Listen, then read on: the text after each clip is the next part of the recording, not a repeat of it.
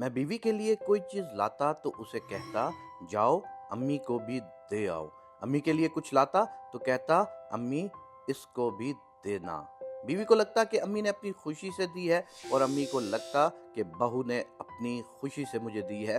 महसूस करता कि भाइयों को किसी चीज की जरूरत है तो खुद अपने पैसों से ले आता।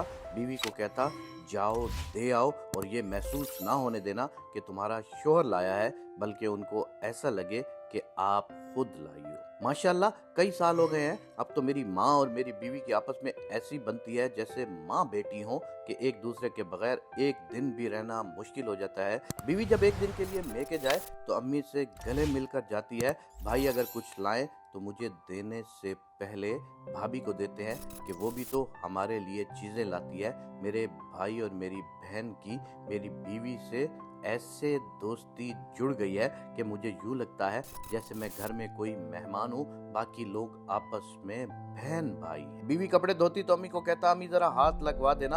अम्मी अगर सिलाई कर रही होती तो बीवी से बोलता कि अम्मी के साथ जरा हाथ लगवा देना ताकि उनका काम जल्दी से हो जाए। बहन खाना पका रही होती तो बीवी को कहता कि साथ बैठकर बातें करती रहो, खाना भी पक जाएगा और मेरी बहन बोर भी ना होगी। और अगर बीवी खाना पका रही है तो बहन को कहता हूँ, जाओ जरा उसके साथ कुछ बातें करो, वो अकेली है तो बहुत जल्द बोर हो जाती है। अब माशाल्लाह अल्लाह पाक नजरे बद से बचाए, दोनों की ऐसी दोस्ती हो गई है कि शायद ही ऐसा कोई काम हो जो वो अकेले करती हो, वरना सब काम मिलकर करती हैं। अगर मुझे भूख लगी है और भाइयों को भी, तो बीवी को कहता हूँ, पहले मेरे भाइयों को खाना दो, मुझे बाद में देना। ईद पर भाइयों के कपड़े मैं अपने पैसों से लाता हूँ।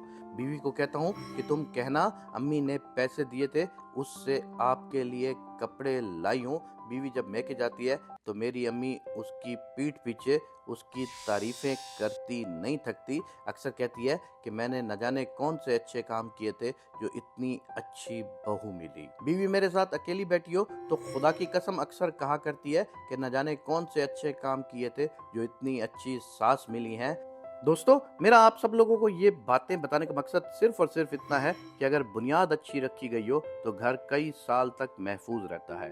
बीवी के घर में आते ही अलग सलूक हो, बराबर का सलूक ना हो तो वो घर जल्दी गिर जाते हैं, जल्दी टूट जाते हैं। कोई भी सास ये नहीं चाहती कि मेरी बहू मुझसे लड़े, और कोई भी बहू ये नहीं चाहती कि मेरी सास मुझसे लड़े, मगर शोहर की गलतियों की वजह से सास बहू की आपसी लड़ाई होती है। दूसरा, शोहर की बेवकूफ़ी की वजह से किसी एक को कसूरवार ठहराया जाता है, जबकि कसूर सबसे ज़्यादा शोहर का ही होता है।